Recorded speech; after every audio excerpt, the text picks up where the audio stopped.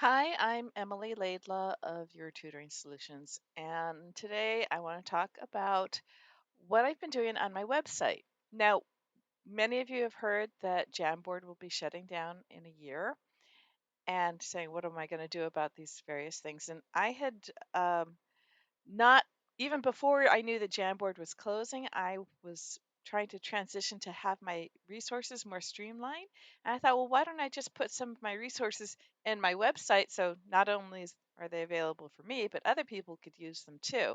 So let me show you what I've done in my website.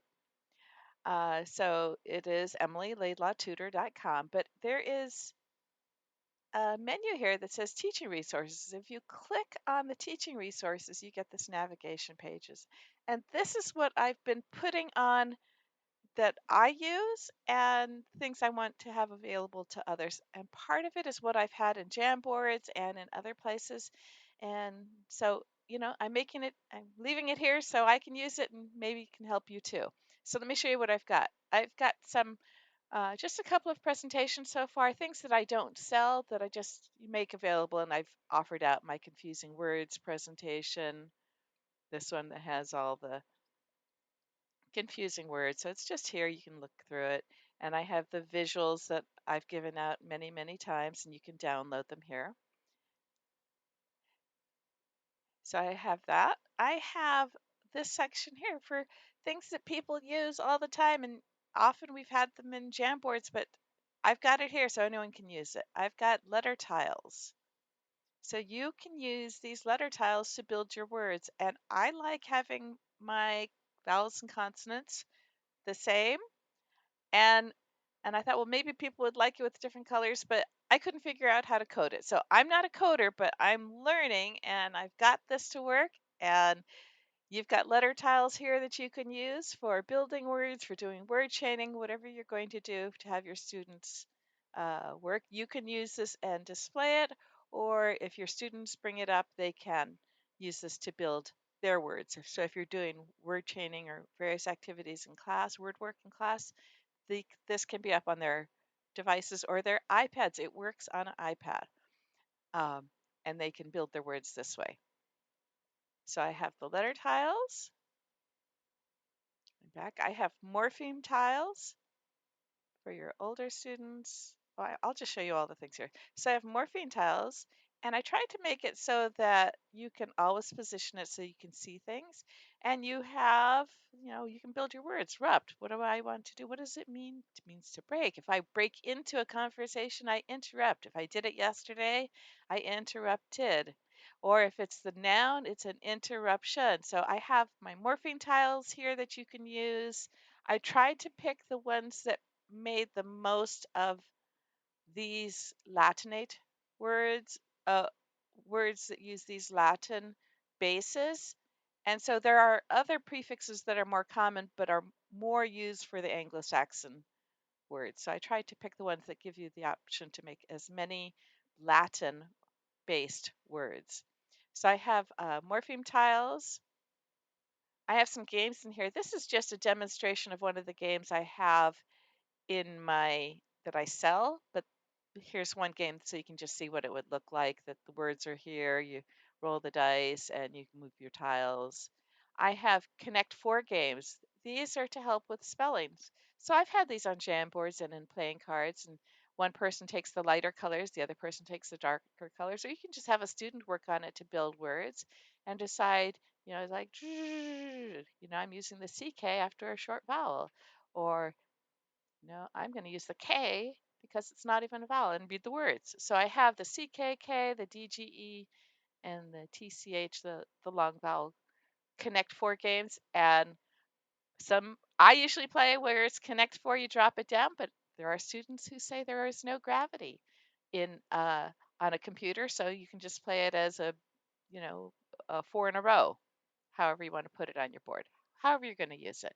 I also have a vowel valley that I use after I've taught sounds. We'll go and place sounds into the appropriate, we'll place graphemes into the appropriate phonemes, or we'll go and try to work by phoneme.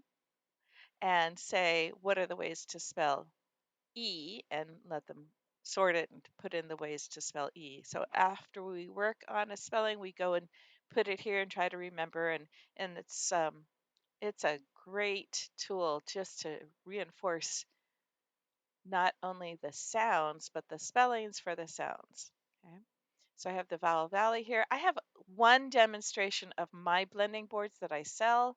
This is just one of the boards, and you can just see that this is the board that has continuous consonants at the beginning and blends. But I sell my blending board in TPT that I is totally customizable. It has 17 different boards, but I've stuck one of them here so people can see it. But here's what I'm really excited about. I've shared before about my high frequency word games, which did I not even get it on here? Fry games right here. So I have instructions on how to play the games, but I have the fry words, and I play it as a game with a spinner and a point counter, and connecting the symbol to the sound and the sound to the symbol. So I have instructions on how I play that here, but I have up through fry 200, and I have my sorts.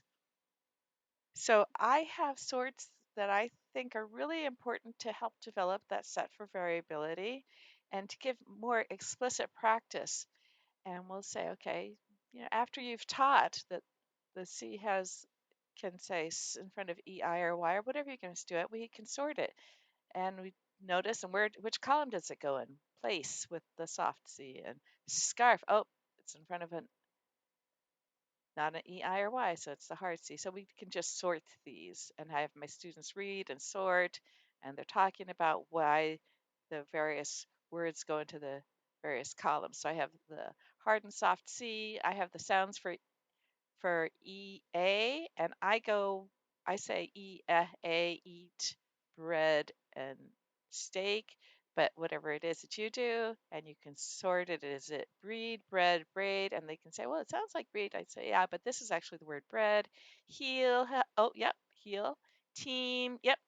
Leaf, tear, could be tear, tear. Oh, it could be both. It could be either. And tear.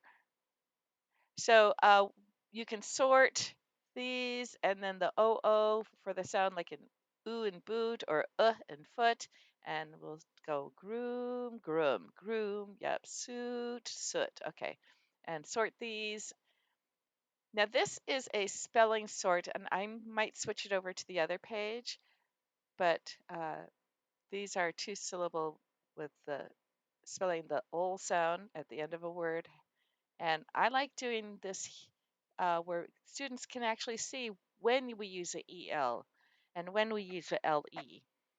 Anyway, I have the VCV sort and the sounds of ED sort and the OW and the OU. So the OU, I've got 4 sounds here, and the sentence I use is, ouch, my shoulder wound is in trouble. Now, wound is not the most common word here for this sound, but it fit into the sentence, and I would show a picture of someone to use with a shoulder. I didn't put the picture up here, but so, ouch, my shoulder wound is in trouble, and we'd say, ow, oh, ooh, and this one, oh, of course, we'd have to say it's the silent H here in this word, but proud, ow, oh, mouth, yep, now, oh, so, ow, oh, ooh, So I tried to put the most common sound for the spelling, phoneme for the grapheme first, so they can immediately recall that, oh, yeah, that's what the word is, and then before they go through and try the others.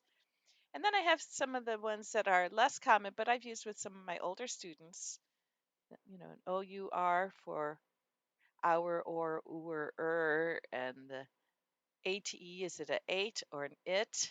And noticing sometimes it can be either.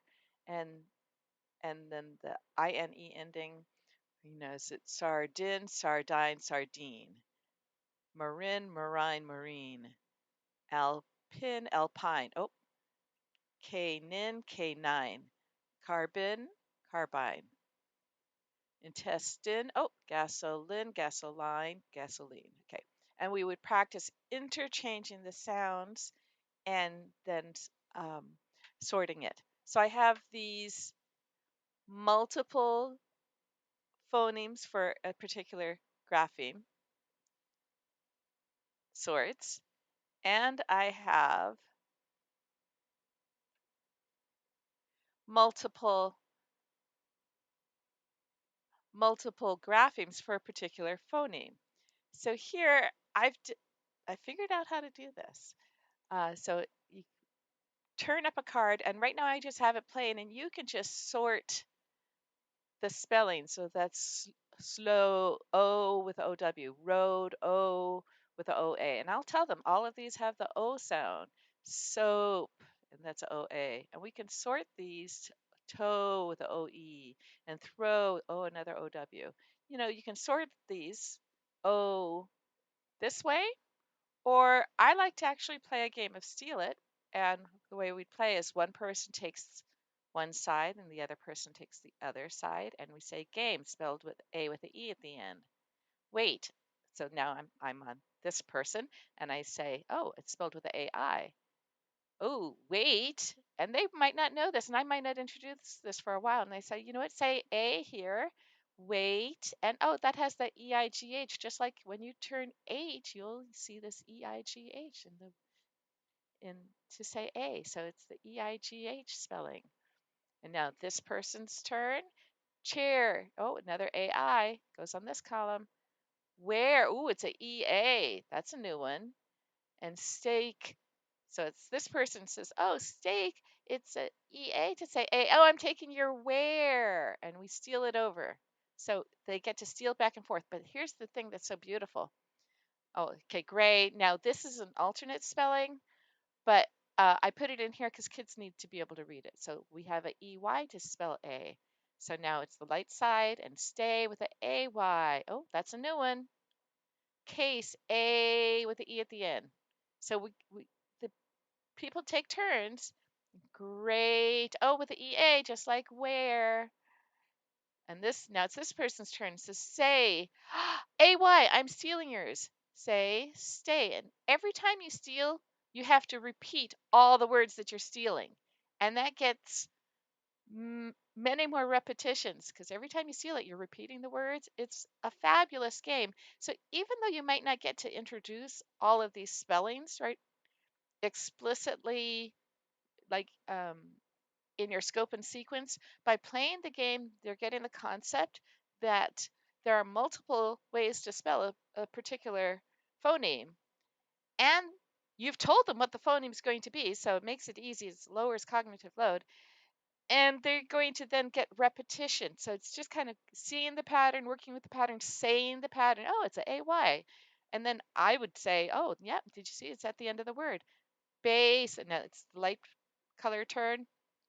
A with the E at the end. Oh, I get to steal all of yours. Case, game. Now it's hate. Ah! And now he's going to steal all of them back. Hate, A with the E, just like game, case, base. And you could use whatever your terminology is, you know, a silent E, magic E. I just say A with the E at the end. But whatever you're going to do. Oh, now it's the light person's turn. We're stealing it back. 8, base, case, game, hate. And they internalize which spelling is most common.